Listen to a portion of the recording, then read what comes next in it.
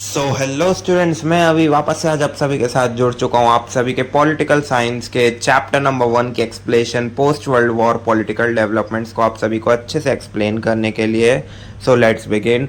And I hope आप सभी की हिस्ट्री एंड ज्योग्राफी की प्रिपरेशन अच्छी चल रही होगी। अब इस चैप्टर के साथ हम सब शुरू करते हैं। अब ये चैप्टर हमें पढ़ाना क्या चाह रहा है? अनलाइक ज्योग्राफी एंड हिस्ट्री, हमने पिछली क्लासेस में ये देखा ही होगा कि पॉलिटिकल साइंस में हमको हमारे कॉन्स्टिट्यूशन के बारे में बताया जाता है, हमको हमारे लीगल सिस्टम के बारे में बताया जाता है। लेकिन इस साल ये सारी चीज़ें बिल्कुल अलग है। इस साल आपको इंडिया के सारे स्टडी रिलेशंस के बारे में पढ़ाया जाएगा इस चैप्टर में, और आपका पॉलिटिकल साइंस ऐसे ही आगे प्रोग्रेस करेगा। अब जैसे कि ज्योग्राफी के सब्जेक्ट में हम वर्ल्ड ज्योग्राफिक एंड सारे इवेंट्स को समझते हैं, वैसे ही हम हिस्ट्री में भी वर्ल्ड हिस्टोरिकल इवेंट्स को समझेंगे। लेकिन अब पॉलिटिकल साइंस में हम इंडिया के सारे रिलेशंस देखेंगे post world war and post independence के बारे में। अब हमें यहाँ पे डिपेंडेंस के बारे में बताया जा रहा है कि कैसे हमें सबसे पहले ह्यूमंस का एग्जाम्पल दिया गया है कि कैसे सारे ह्यूमंस एक दूसरे के ऊपर डिपेंडेंट है। ये कहीं ना कहीं ट्रू भी है। हम ह्यूमंस हैं, हमारी अलग अलग नीड्स होती है, इसके लिए अब हम सभी के ऊपर डिपेंडेंट है। जैसे कि आप सब स्टूडेंट्स हो गए, अभी आप अपने पेरेंट्स के ऊपर डिपेंडेंट है। आप किसी भी इशू को ले लीजिए, वो आपको एजुकेशन दे रहे हैं, आप उनके ऊपर डिपेंडेंट है। वो आपको मनी दे रहे हैं, आपको आपकी सेविंग्स दे रहे हैं, उसके लिए आप उनके ऊपर इंडिपेंडेंट है। उनके ऊपर आपकी परमिशन भी आ जाती है, अगर आपको कहीं बाहर जाना है या कुछ पर्टिकुलर एक्टिविटी करनी है तब आप उनकी परमिशन लेके करते हैं। टेक्निकली आप अपने पेरेंट्स के ऊपर डिपेंडेंट है।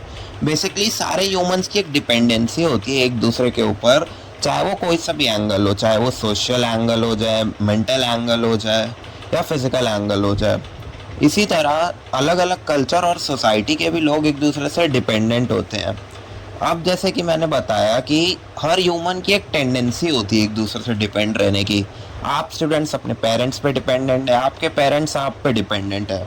ये साइकिल चलता ही जाता है। इसी तरह सारे लोग भी एक दूसरे से सोशली एंड इमोशनली कनेक्टेड है। आपके भी फ्रेंड्स होंगे, आपकी फ्रेंडशिप एक मीडियम तो होगी नहीं एक दूसरे से बात करने का, आप लोग उनसे इमोशनली भी कनेक्टेड हैं, उनसे आप मेंटली भी कनेक्टेड है अपने सारे दोस्तों से। हमें डिपेंडेंसी का सबसे पहला एग्जांपल ह्यूमंस का दिखाया जाता है।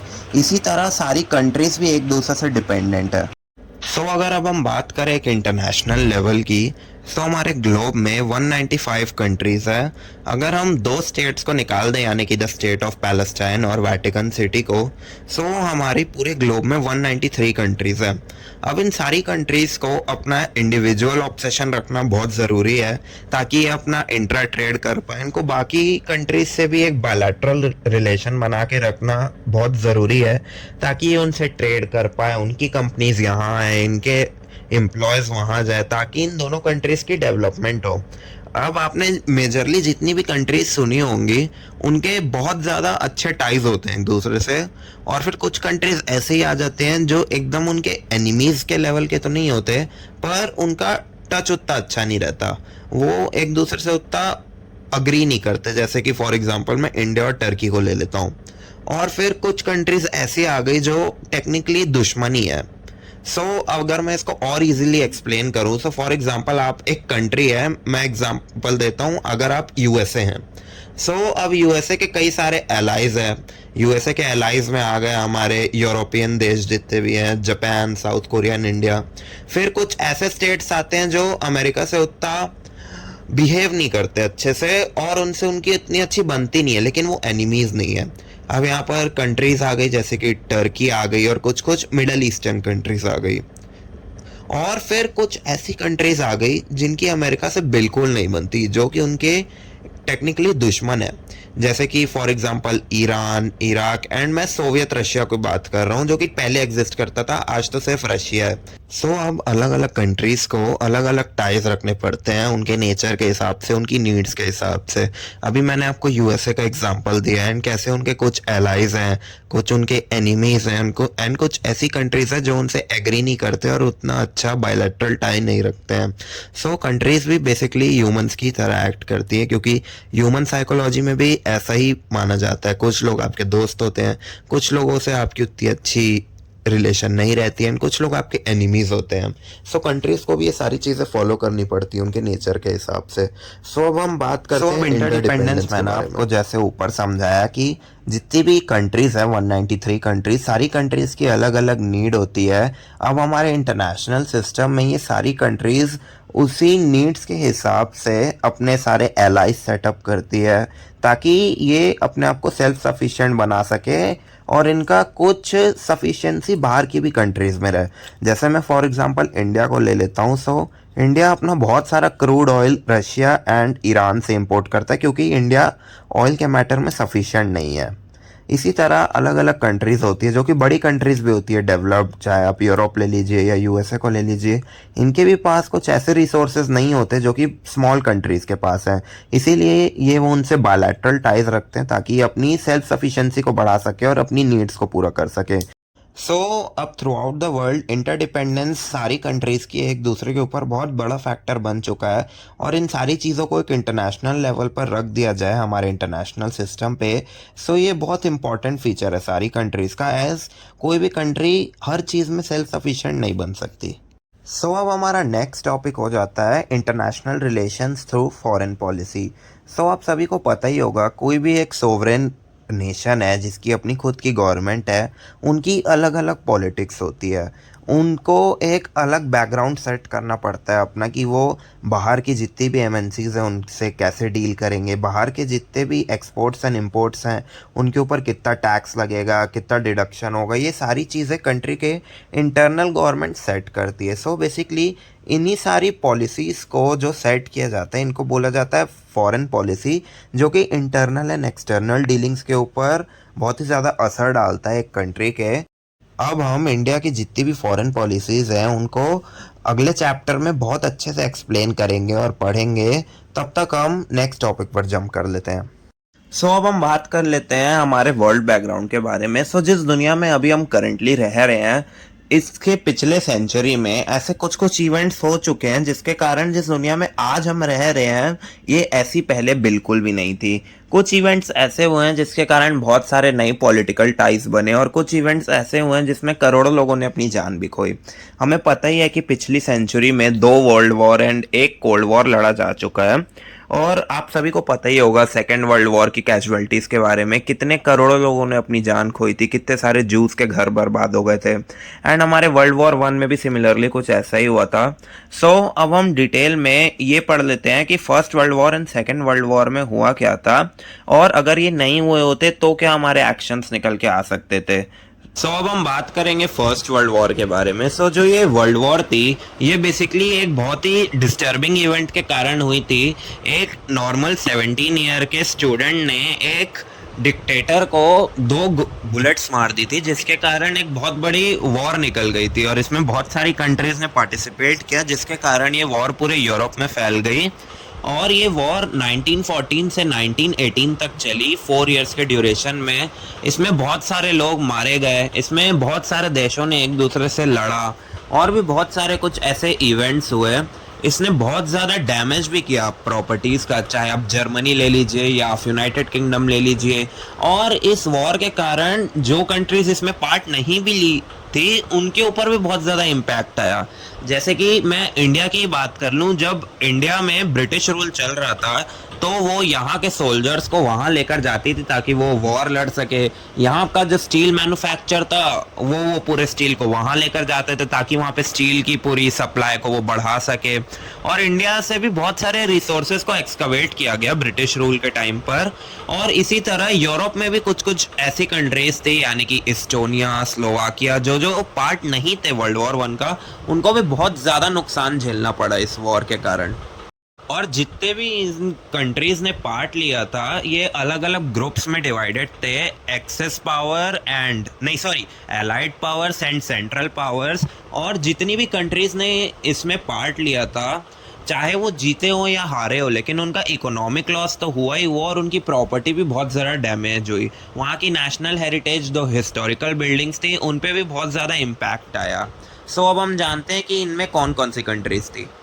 अगर हम बात करें एलाइड पावर्स के बारे में, इसमें बहुत पावर हाउसेस वाली कंट्रीज थी, जैसे कि द ग्रेट ब्रिटेन, फ्रांस, उस टाइम का सोवियत रशिया जो कि अलग अलग कंट्रीज से मिलकर बना था, Italy and the United states, ये सारी कंट्रीज ऑलवेज भारी पड़ती थी सेंट्रल पावर्स पे।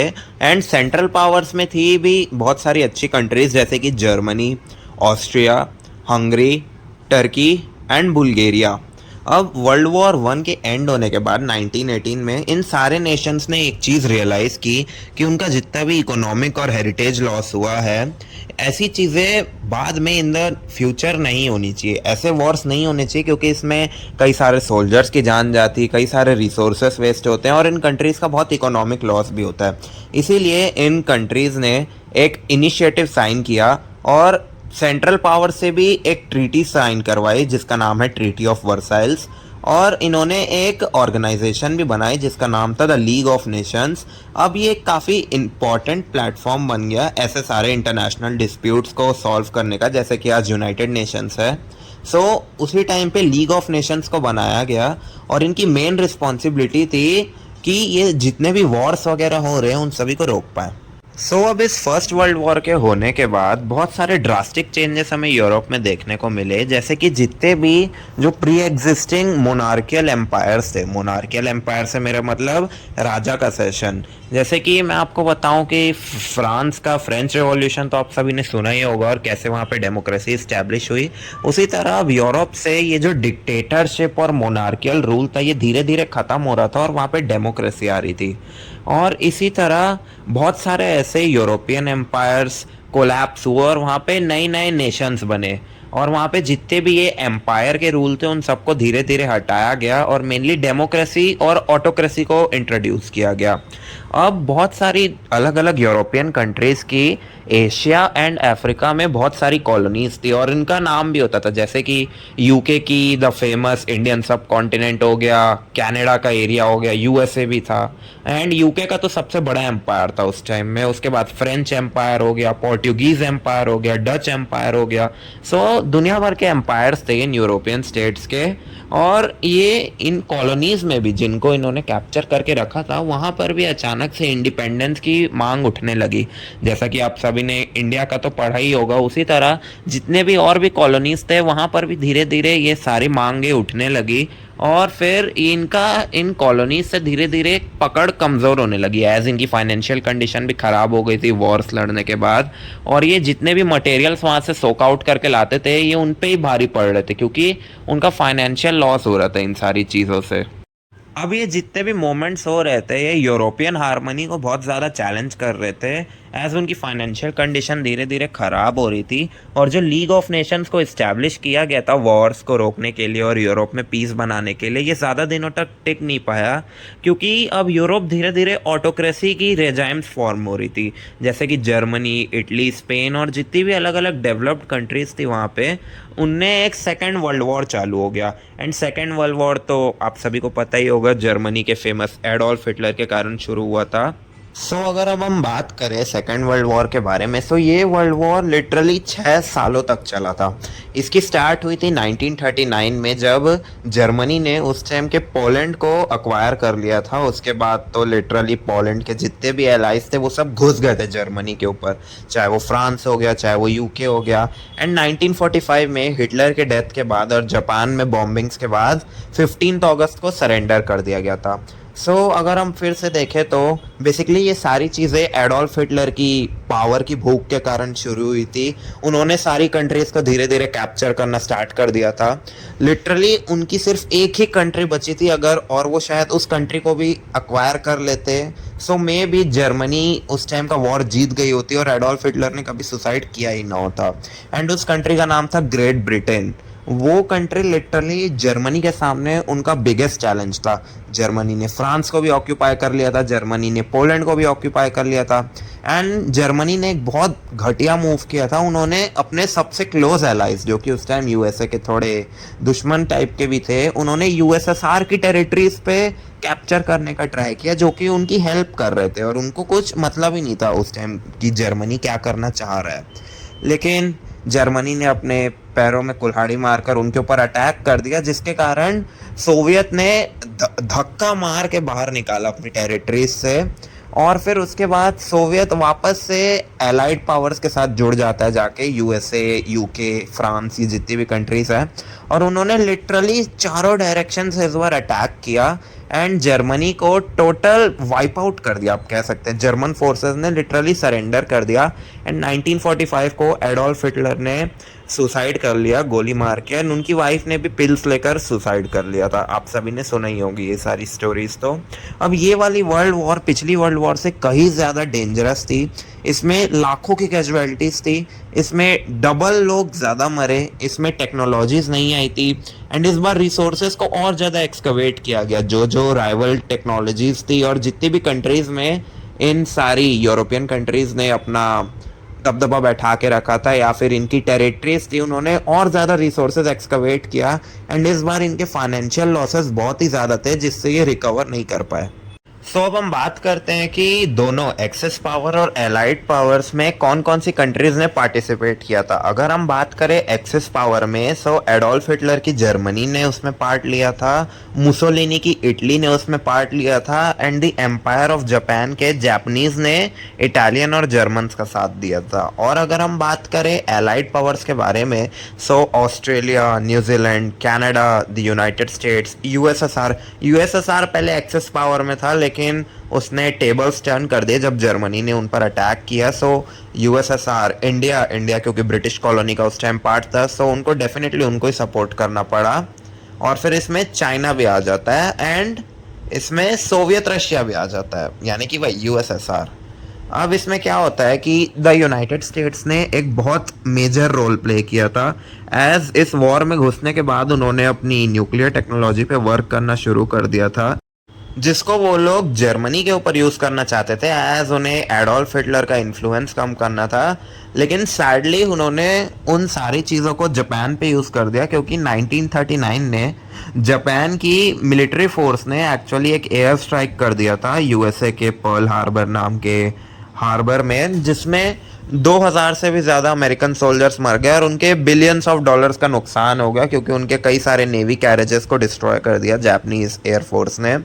एंड इसी चीज़ से ट्रिगर होने के कारण अगस्त 1945 में 2 बॉम्ब्स गिराए जाते हैं हिरोशिमा एंड नागासाकी के ऊपर, 6 अगस्त एंड 9 अगस्त को, जिसमें जापान का काफ़ी इकोनॉमिक लॉस होता है और यहाँ पे मिलियंस ऑफ लोगों की डेथ हो गई। एंड आज तक नागासाकी एंड हिरोशिमा में रेडिएशंस पाए जाते हैं और अभी तक कोई भी विक्टिम नहीं बच पाया जिसने रेडिएशन को एकदम अच्छी तरीके से सरवाइव किया। मे बी 2 से 3 लोग बचे होंगे जिन्होंने रेडिएशन को सरवाइव कर लिया था, क्योंकि वो लोग आउटस्कर्ट्स में होंगे सिटी के, लेकिन मैक्सिमम लोगों ने उसी समय या तो अपना दम तोड़ दिया या वो धीरे धीरे करके कैंसर से मर गए। सो अब हम बात करेंगे the long awaited cold war के बारे में, जो सोवियत रशिया एंड अमेरिका के बीच में चला था 1945 से लेकर 1991 तक। और ये वॉर कोई बैटलफील्ड में नहीं लड़ी जा रही थी या फिर सिंपली मैं कह सकता हूँ वर्ल्ड वॉर जैसी नहीं थी। ये वॉर थी कि कौन सा स्टेट ज़्यादा सॉवरेन है, कौन सा स्टेट ज़्यादा डेवलप्ड है। ये दोनों एक दूसरे को नीचा दिखा रहे थे। इन दोनों के बीच में कई सारी ऐसे इवेंट्स होते हैं, जैसे कि स्पेस के इवेंट्स हो गए कि कौन स्पेस टेक्नोलॉजी में आगे है, न्यूक्लियर टेक्नोलॉजी में कौन आगे है। यही सारी चीज़ों का एक कोल्ड वॉर हुआ था यूएसए एंड सोवियत यूनियन के बीच में। सो अब हम बात करते हैं हमारे टॉपिक कोल्ड वॉर के बारे में। सो यूएसए एंड यूएसएसआर दोनों मेजर सुपर पावर्स, दोनों ही वर्ल्ड वॉर में एक दूसरे के एलाइज थे, लेकिन जैसे ही वर्ल्ड वॉर ख़त्म हुए तो यूएसए एक सुपर पावर निकल के बाहर आता है एंड यूएसएसआर अपना पूरा ट्राई करता है कि वो भी सुपर पावर के स्पॉट को क्लेम कर सके। तो जो इनकी ये राइवलरी होती है ये 40 to 45 ईयर्स तक चलती ही जाती है। एज होता ये है, दोनों अपना एक सुपर पावर का स्पॉट क्लेम करना चाह रहे थे। अब इसके कारण होता ये है कि हमारे पास जो ये वर्ड कोल्ड वॉर आता है ये एक एक्चुअल वॉर को डिनोट नहीं करता है, ये बस एक सिचुएशन को डिनोट करता है कि इनके बीच में कभी भी एक वॉर इरप्ट हो सकती है। अब ये वॉर इरप्ट होने के कई सारे रीज़न थे और इन्हीं चीज़ों के कारण इन दोनों ने एक दूसरे के ऊपर कॉम्पिटिटिव एज बनाना चालू कर दिया। कोई अपना स्पेस प्रोग्राम लॉन्च कर रहा है, कोई अपने वेपन्स अच्छे कर रहा है, कोई अपनी मिलिट्री की स्ट्रेंथिंग अच्छी कर रहा है और कोई अलग अलग कॉलोनीज़ बना रहा है। अगर आपको नहीं पता तो यूएसएसआर पहले कजाकिस्तान एंड जो थोड़ा सा यूरोप की कंट्रीज़ हो गई एंड जो एशियन कंट्रीज़ हो गई जैसे कि कज़ाकिस्तान, उज़्बेकिस्तान, उन सभी को उन्होंने वो करके रखा था, कॉलोनाइज़ करके रखा था और एक यूएसएसआर, एक बड़ा सा रशियन स्टेट बना के रखा था। सो उनके बीच में कभी भी एक वॉर इरप्ट हो सकती थी। सो अब यूएसए एंड यूएसएसआर दोनों ने अपनी स्पेसिफिक मिलिट्री ऑर्गेनाइजेशन भी बना ली थी ताकि वो एक दूसरे को अच्छे से टैकल कर सकें। सो यूएसए ने एक ऑर्गेनाइजेशन बनाई थी जिसका नाम था NATO, NATO, north Atlantic treaty organisation. और ये ऑर्गेनाइजेशन यूएसए की सारी मिलिट्री की चीज़ों को कंट्रोल करती थी। और ये मेन ऑर्गेनाइजेशन बनाई इसीलिए गई थी ताकि यूरोपियन एंड अदर कंट्रीज़ का सपोर्ट मिल सके यूएसए को। एंड यूएसएसआर रशिया ने भी सिमिलरली एक ऐसी ऑर्गेनाइजेशन बनाई थी जिसका नाम था वॉर्सो पैक्ट, जिससे वो अपने मिलिट्री कंट्रोल्स को अच्छे तरीके से स्पेसिफाई कर सकते थे और बाकी कंट्रीज से अपना सपोर्ट मांग सकते थे। सो अब हम बात करेंगे बाइपोलराइजेशन ऑफ द वर्ल्ड के बारे में। सो ये काफ़ी हैवी वर्ड है। सो इसका बेसिक मीनिंग है कि कोल्ड वॉर के टाइम में जो भी यूनाइटेड स्टेट्स और यूएसएसआर के एलाइज थे, उनको इन दोनों ने अपनी तरफ खींचने के लिए दो अलग अलग ब्लॉक्स बना लिए थे। जो भी कंट्रीज़ यूएसए को सपोर्ट कर रही थी वो यूएस के ब्लॉक में आ जाएगी और जो भी कंट्रीज़ यूएसएसआर को सपोर्ट कर रही है वो उनके ब्लॉक में आ जाएगी। इससे हुआ क्या कि जो कोल्ड वॉर का इन्वायरमेंट था वो और भी ज़्यादा टेंस होना शुरू हो गया, और भी ज़्यादा डेंजरस माहौल वहाँ फैल गया। और इसके कारण एक और चीज़ हुई कि ये बहुत ज़्यादा बढ़ गया कोल्ड वॉर, एक ही लाइन तक सीमित नहीं रहा, ये बढ़ते ही गया, बढ़ते ही गया। अब हम बात करेंगे आर्म्स रेस वाले टॉपिक के बारे में। So basically USSR and USA, इन दोनों कॉलोनीज़ ने अपना मिलिटरलाइजेशन बढ़ाने के लिए बहुत सारे डेंजरस वेपन्स इंट्रोड्यूस करना शुरू कर दिए। यूएसएसआर ने कई सारे न्यूक्लियर बॉम्ब डेवलप किए, यूएसए ने भी कई सारे न्यूक्लियर बॉम्ब्स डेवलप किए और बहुत डेंजरस लोकेशंस पे उनको टेस्ट भी किया। जैसे कि उन्होंने एक बॉम्ब को तो ओशन में ही टेस्ट कर दिया था और एक बॉम्ब को बेयर लैंड में उन्होंने टेस्ट किया था। सो ये बहुत ख़तरनाक जा रही थी चीज़ें और ये हर साल कुछ ना कुछ नया निकाल रहे थे। अब इनका हर साल कुछ ना कुछ चल ही रहा था। ये बेसिकली कभी मिसाइल्स निकाल रहे हैं, कभी अलग अलग टाइप की कैनन्स निकाल रहे हैं, कभी एयरक्राफ्ट्स, कभी हेलीकॉप्टर्स, कभी न्यूक्लियर बॉम्ब्स। और इन्हीं सारे वेपन्स के कारण इन दोनों सुपर पावर्स को ये रियलाइज़ हुआ कि इससे इंटरनेशनल पीस खतरे में जा सकता है। इसीलिए इन दोनों सुपर पावर्स ने धीरे धीरे डिस्करेज करना शुरू कर दिया इन दोनों वेपन्स के लिए और धीरे धीरे ये कम होते गए। अब इसी कोल्ड वॉर के टाइम में जितनी अलग अलग कंट्रीज़ थी उनको ये रियलाइज़ हो गया था कि अगर इनकी वॉर होती है तो इससे इनके इकोनॉमिक डेवलपमेंट में बहुत ज़्यादा असर पड़ेगा, एज ये कंट्रीज़ करेंटली सुपर पावर थी और इन्हीं के ऊपर मैक्सिमम ट्रेड इन सारी कंट्रीज़ का डिपेंड करता था। ऐसे दोनों सुपर पावर्स के पास अलग अलग रिसोर्सेज है जो इनकी हेल्प करते हैं। सो बेसिकली अलग अलग कंट्रीज़ एंड कॉन्टिनेंट्स ने अपने यूनियंस बनाना शुरू कर दिए। जैसे कि यूरोप ने जितने भी कंट्रीज़ थे उन्होंने एक यूरोपियन यूनियन बनाने का ठान लिया। यूरोपियन यूनियन बेसिकली उनकी हेल्प करता है बायलैटरल ट्रेड एंड सारी चीज़ों के बारे में। सिमिलरली हमारे साउथ ईस्ट एशिया में कंट्रीज़ हो गए जैसे कि Singapore, Thailand, Malaysia, Indonesia, Philippines, तो इन सभी ने भी एक एशियन, ASEAN, जिसका पूरा नाम है association of south east Asian Nations नाम का भी एक कम्युनिटी बनाई ताकि ये अपना कंट्रोल कर सके इकोनॉमिक डेवलपमेंट्स में। एंड सिमिलरली अफ्रीका ने भी अफ्रीकन यूनियन की फॉर्मेशन की इसी टाइम पे ताकि इनकी इकोनॉमिक डेवलपमेंट चलते रहे। अब हम बात करेंगे नॉन अलाइनमेंट टॉपिक के बारे में। सो बेसिकली कोल्ड वॉर के इस पीरियड में 1945 से 1991 तक कुछ ऐसी भी कंट्रीज़ थी जो इस बड़ी सुपर राइवलरी में पार्ट नहीं लेना चाहती थी। इन सभी नेशंस ने ये ठान लिया कि ये इन दोनों में से किसी का भी सपोर्ट नहीं करेंगे, एज ए उनके लिए डेंजरस हो सकता है। अगर उन्होंने दूसरी साइड को प्रेफर किया तो दूसरी साइड से इनडायरेक्टली उनकी दुश्मनी हो जाएगी। सो उन्होंने एक पैक्ट साइन किया, मतलब इन्होंने आपस में पैक्ट साइन नहीं किया, इन्होंने यही ठान लिया कि हम एक नॉन अलाइनमेंट पैक्ट में अपना सारा काम करेंगे जिसमें ना ही ये यूएसएसआर को सपोर्ट करेंगे ना ही ये यूएसए को सपोर्ट करेंगे। सो अब हम बात करेंगे कि कैसे नॉन अलाइनमेंट वाला टॉपिक बेसिकली एक मूवमेंट में बढ़ गया। अब बेसिकली जितनी भी कॉलोनीज थी जो कि यूरोपियन कॉलोनाइजर द्वारा कॉलोनाइज की गई थी, जैसे कि इंडिया, अफ्रीका में जितनी भी कंट्रीज़ थी एंड जितनी भी बड़ी बड़ी कंट्रीज़ थी, उन्होंने ये ठान लिया कि अब वो इस नॉन अलाइनमेंट पैक्ट को मानेंगे और वो किसी भी साइड को सपोर्ट नहीं करेंगे। अब इस पैक्ट को 1961 में इंडिया के प्राइम मिनिस्टर उस टाइम के पंडित जवाहरलाल नेहरू जी के अंडर स्टार्ट किया गया। इसमें यूगोस्लाविया के भी प्रेसिडेंट थे जिनका नाम था मार्शल टीटो। इसमें इजिप्ट के भी प्रेसिडेंट थे जिसका नाम था गमाल अब्दाल नसर। इसमें इंडोनेशिया के भी प्रेसिडेंट थे जिनका नाम था डॉक्टर सुकेमो। एंड इसमें घाना के भी प्रेसिडेंट थे जिसका नाम था क्वामे। सो इन सारी कंट्रीज़ ने ये ठान लिया था कि वो इंडिया के जवाहरलाल नेहरू के अंडर कभी भी किसी भी कंट्री को सपोर्ट नहीं करेंगे। एज मैंने आपको नॉन अलाइनमेंट में बता ही दिया कि ये इनके ऊपर हार्मफुल हो सकता है। अगर ये यूएसए को सपोर्ट करेंगे तो यूएसएसआर इनका टेक्निकली एनिमी बन जाएगा, और अगर ये यूएसएसआर को सपोर्ट करेंगे तो यूएसए टेक्निकली इनका एनिमी बन जाएगा।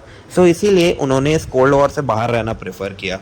अब हम बात करते हैं evolution of the non alignment movement के बारे में। सो नॉन अलाइनमेंट मूवमेंट, जैसा कि मैंने आपको बताया कि कोल्ड वॉर से बाहर रहना प्रेफर कर रहे थे जो कंट्रीज़, उनके सारे लीडर्स एक तरफ आए और उन्होंने एक पैक्ट साइन किया कि कोल्ड वॉर के कारण उनकी डेवलपमेंट कभी भी इफ़ेक्ट नहीं खाएगी उस चीज़ के कारण। अब इंडिया में हमने ये पीरियड पंडित जवाहरलाल नेहरू के अंडर विटनेस किया, एंड ये मोमेंट तब भी चलता रहा जब कोल्ड वॉर ख़त्म हो गया। एंड अभी भी रशियन यूक्रेन की वॉर में आपने देखा ही होगा कि इंडिया का कोई स्टैंस नहीं था। सो इंडिया में टेक्निकली ये मोमेंट अभी भी चल रहा है, और non alignment movement racism, imperialism and colonisation जैसी जितनी भी चीज़ें हैं उन सबको अपोज करता है। इसीलिए इंडिया आज भी इसे प्रैक्टिस करता है और ये बहुत अच्छी चीज़ है। सो हमेशा से नॉन अलाइनमेंट मूवमेंट की एक ही थिंकिंग है, वो है ग्लोबल पीस, ह्यूमनिज्म एंड जितनी भी ये रेसिस्ट चीज़ें हैं, कम्युनलिस्ट वाली चीज़ें हैं और जितनी भी कॉलोनाइजेशन वाली चीज़ें हैं उन सभी को भर के अपोज करना। अब इससे छोटी छोटी कंट्रीज़ की भी बहुत हेल्प हुई है, एज वो अपना डोमिनेंस तो नहीं पर वो अपना पॉइंट ऑफ व्यू रख सकते हैं ग्लोबल पॉलिटिक्स में। एंड इसके कारण हुआ ये कि जब कोल्ड वॉर ख़त्म भी हो गई उसके बाद भी ये जो फीलिंग है कई सारी कंट्रीज़ में फेड नहीं हुई, एंड इसके कारण सर्टनली एक नया इकोनॉमिक ऑर्डर भी पास करने को कहा गया जिसका नाम था NIEO, new international economic order. अगर हम अब इस टॉपिक को डीप में समराइज़ करें सो बेसिकली नॉन अलाइनमेंट का जितना भी मूवमेंट था उसको मेनली इंडिया में तो जवाहरलाल नेहरू जी के अंदर हमने विटनेस किया, लेकिन जितनी भी सारी कंट्रीज़ थी उन्होंने खुल के अपना इंटरेस्ट जताया इंटरनेशनल पॉलिटिक्स में। हमें NIEW जैसा भी एक अच्छा मोमेंट देखने को मिला, और हम आज भी ये सारी चीज़ें विटनेस कर रहे कि जितने भी कंट्रीज़ उस समय नॉन अलाइनमेंट एक्ट का पार्ट थी वो आज भी यूक्रेन एंड रशिया जैसी वॉर में एक स्टैंड नहीं ले रही है और वो अपने आप को इंडिपेंडेंट दिखा रही है। ये उनकी पावर भी दिखाती है कि वो कैसे इंटरनेशनल पॉलिटिक्स में अपना दबदबा भी दिखा सकते हैं, एंड उनकी डिसीजन मेकिंग पावर को भी बहुत ज़्यादा अपवर्ड करती है। सो अब हम बात करेंगे कोल्ड वॉर एंड होने के बाद क्या फेस था। So the end of cold war में अब हम जानेंगे कि कोल्ड वॉर के ख़त्म होने के बाद हुआ क्या। सो बेसिकली कोल्ड वॉर जिसने 1945 से 1991 का पूरा समय एक तरीके से डिक्टेट किया, पूरे मार्केट को डिक्टेट किया। यूएसए एंड यूएसएसआर के ऊपर ही पूरा इंटरनेशनल मार्केट चलता था। इनके एक भी बड़े कदम से पूरा मार्केट हिल सकता था एंड लिटरली कंट्रीज डिस्ट्रॉय हो सकती थी, उनका पूरा मार्केटिंग कल्चर बर्बाद हो सकता था।